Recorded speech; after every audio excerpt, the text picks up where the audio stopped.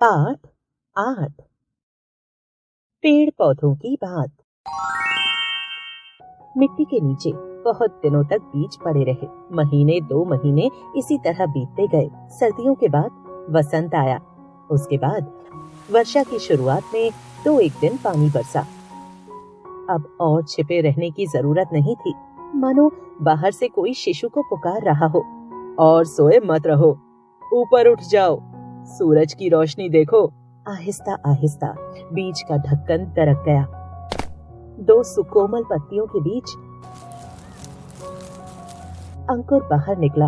अंकुर का एक अंश नीचे माटी में मजबूती से गड़ गया और दूसरा अंश माटी भेद कर ऊपर की ओर उठा। क्या तुमने अंकुर को उठते देखा है? जैसे शिशु अपना नन्हा सा सिर उठाकर आश्चर्य से नई दुनिया को देख रहा है।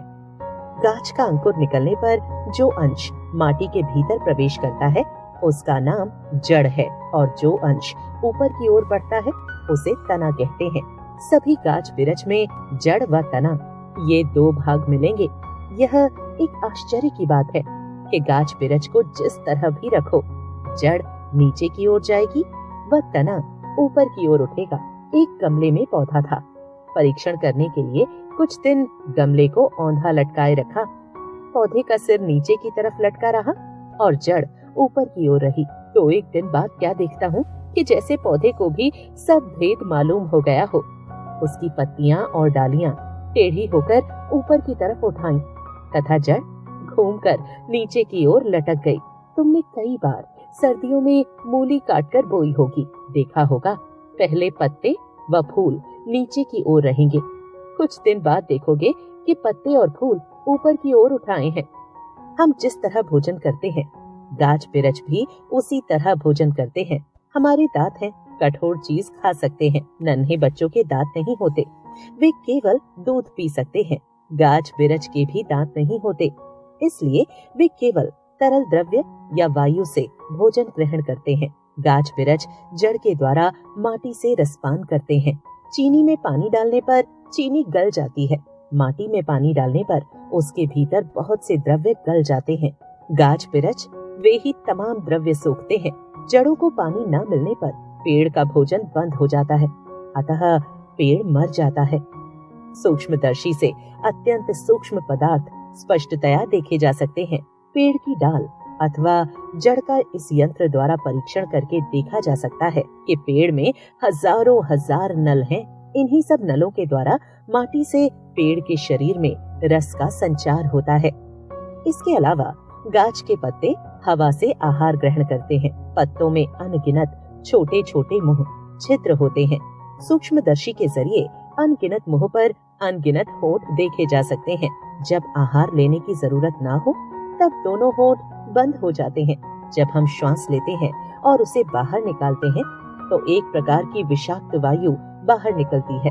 उसे अंगारक वायु, जहरीली हवा कहते हैं। अगर यह जहरीली हवा पृथ्वी पर इकट्ठी होती रहे तो तमाम जीव जंतु कुछ ही दिनों में उसका सेवन करके नष्ट हो सकते हैं। जरा विधाता की करुणा का चमत्कार तो देखो।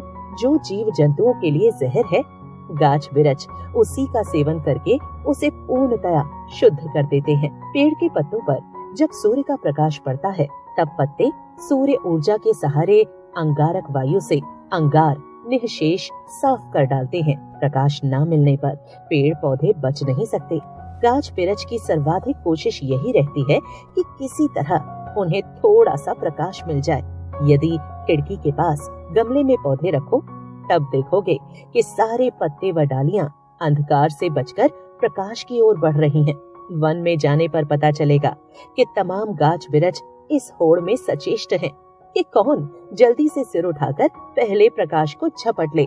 बेल लताएं छाया में पड़ी रहने से प्रकाश के अभाव में मर जाएंगी, इसीलिए वे पेड़ों से लिपटती हुई निरंतर ऊपर की ओर अग्रसर होती रहती हैं। अब तो समझ गए होंगे कि प्रकाश ही जीवन का मूल मंत्र है। सूर्य किरण का परस पाकर ही पेड़ पल्लवित होता है। गाछ बिरछ के रेशे रेशे में सूरज की किरणें आबद्ध बंधी हुई हैं। ईंधन को जलाने पर जो प्रकाश व ताप बाहर प्रकट होता है वह सूर्य की ही ऊर्जा है। गाछ बिरछ व समस्त हरियाली प्रकाश हथियाने के जाल हैं। पशु, हरियाली, पेड़ पौधे खाकर अपने जीवन का निर्वाह करते हैं। पेड़ पौधों में जो सूर्य का प्रकाश समाहित एकत्रित है, वह इसी तरह जंतुओं के शरीर में प्रकाश करता है। अनाज व सब्जी न खाने पर हम भी बच नहीं सकते हैं। सोचकर देखा जाए तो हम भी प्रकाश की खुराक पाकर ही जीवित हैं। कोई पेड़ 1 वर्ष के बाद ही मर जाता है। सब पेड़ मरने से पहले संतान छोड़ जाने के लिए व्यग्र हैं। बीज ही गाछ बिरछ की संतान है। बीज की सुरक्षा व सार संभाल के लिए पेड़ फूल की पंखुड़ियों से घिरा एक छोटा सा घर तैयार करता है। फूलों से आच्छादित होने पर पेड़ कितना सुंदर दिखलाई पड़ता है, जैसे फूल के बहाने वह स्वयं हंस रहा हो। फूल की तरह सुंदर चीज और क्या है, जरा सोचो तो। गाछ बिरछ तो मटमैली माटी से आहार व विषाक्त वायु से अंगारक ग्रहण करते हैं। फिर इस अपरूप कुरूप उत्पादन सामग्री से किस तरह ऐसे सुंदर फूल खिलते हैं। कथा सुनी होगी स्पर्श मणि की, पारस पत्थर की, जिसके परस से लोहा सोना हो जाता है। मेरे ख्याल से माँ की ममता ही वह मणि है जो संतान पर प्यार निछावर करते ही वे फूलों की तरह खिलखिला उठते हैं। ममता का परस ही मानो माटी व अंगार के फूल बन जाते हैं। पेड़ों पर मुस्कुराते फूल देखकर हमें कितनी खुशी होती है। शायद पेड़ भी कम प्रफुल्लित नहीं होते। खुशी के मौके पर हम अपने परिजनों को निमंत्रित करते हैं। उसी प्रकार फूलों की बहार छाने पर गाछ बिरछ भी अपने बंधु बांधवों को स्नेह सिक्त वाणी में पुकार सकते हैं।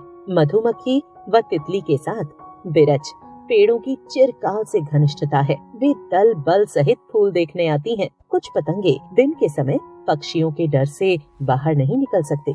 पक्षी उन्हें देखते ही खा जाते हैं, इसलिए रात का अंधेरा घिरने तक वे छिपे रहते हैं। शाम होते ही उन्हें बुलाने की खातिर फूल चारों तरफ सुगंध ही सुगंध फैला देते हैं। गाछ अपने फूलों में शहद संचय करके रखते हैं। मधुमक्खी व तितली बड़े चाव से मधुपान करती हैं। मधुमक्खी के आगमन से बिरछ का भी उपकार होता है। तुम लोगों ने फूल में परागकण देखे होंगे। मधुमक्खियाँ एक फूल के परागकण दूसरे फूल पर ले जाती हैं। परागकण के बिना बीज पक नहीं सकता। अपने शरीर का रस पिलाकर बिरछ बीजों का पोषण करता है। अब अपनी जिंदगी के लिए उसे मोह माया का लोभ नहीं है। तिल तिल कर संतान की खातिर सब कुछ लुटा देता है। जो शरीर कुछ दिन पहले हरा भरा था, अब वह बिल्कुल सूख गया है। अपने ही शरीर का भार उठाने की शक्ति क्षीण हो चुकी है। पहले पत्ते हवा के संग क्रीड़ा करते थे। छोटी छोटी डालियां ताल ताल पर नाच उठती थी। अब सूखा पेड़ हवा का आघात सहन नहीं कर सकता। हवा का बस एक थपेड़ा लगते ही वह थर थर कांपने लगता है। एक एक करके सभी डालियां टूट पड़ी हैं। अंत में एक दिन अकस्मात पेड़ जड़ सहित जमीन पर गिर पड़ता है। इस तरह संतान के लिए अपना जीवन निछावर करके बिरछ